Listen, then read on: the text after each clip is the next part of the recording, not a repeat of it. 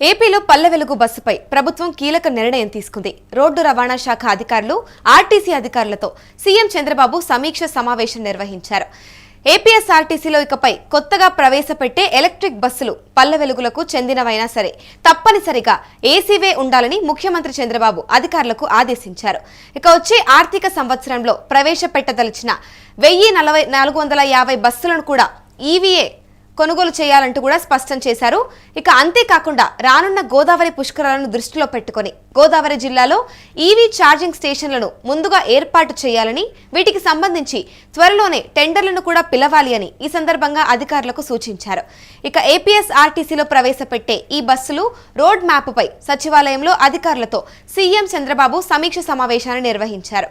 ఇక రాష్ట్రంలో కూటమి ప్రభుత్వం మహిళల కోసం ప్రతిష్టాత్మకంగా ప్రారంభించిన స్త్రీ శక్తి పథకాన్ని అపూర్వ స్పందన లభిస్తోందని సీఎం చంద్రబాబుకు అధికారులు వివరించారు. నిత్యం లక్షల మంది మహిళలు ఈ పథకాన్ని వినియోగించుకుంటున్నారన్నారు. ఈ క్రమంలో పల్లె వెలుగు సర్వీసులకు కూడా ఏసీ బస్సులనే ఏర్పాటు చేయమన్నారని ఆర్టీసీ ఎండీ ద్వారకా తిరుమలరావు తెలిపారు. ఇక అదేవిధంగా రాష్ట్రంలో కొత్తగా మరో 1150 ఎలక్ట్రిక్ బస్సులను కూడా కొనుగోలు చేస్తున్నామని వెల్లడించారు.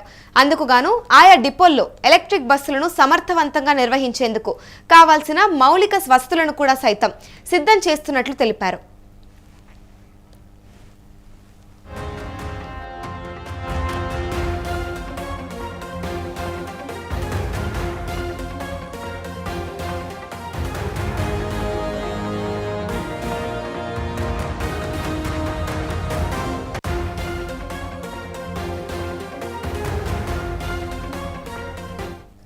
ప్రభుత్వం అత్యంత ప్రతిష్టాత్మకంగా అమలు చేస్తున్న ఉచిత బస్సు ప్రయాణం పథకంతో ప్రధాన ఆలయాలకు భక్తుల రద్దీ పెరిగింది.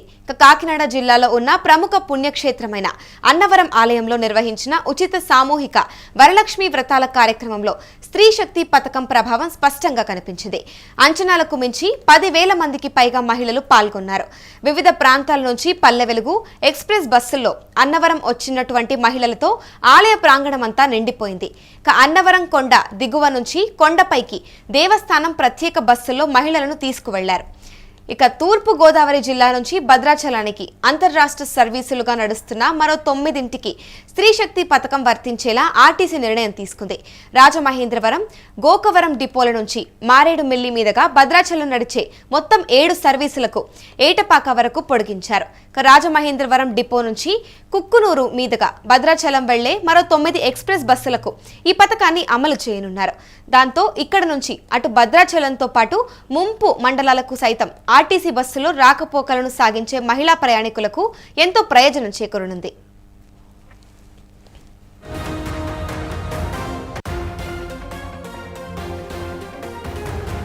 అయితే భద్రాచలానికి రాజమహేంద్రవరం డిపో నుంచి ప్రతిరోజు 10, గోకవరం డిపో నుంచి మరో 6 చొప్పున సర్వీసులను నడుపుతున్నారు. వీటన్నింటికీ కూడా స్త్రీ శక్తి వర్తిస్తుందని అధికారులు తెలిపారు.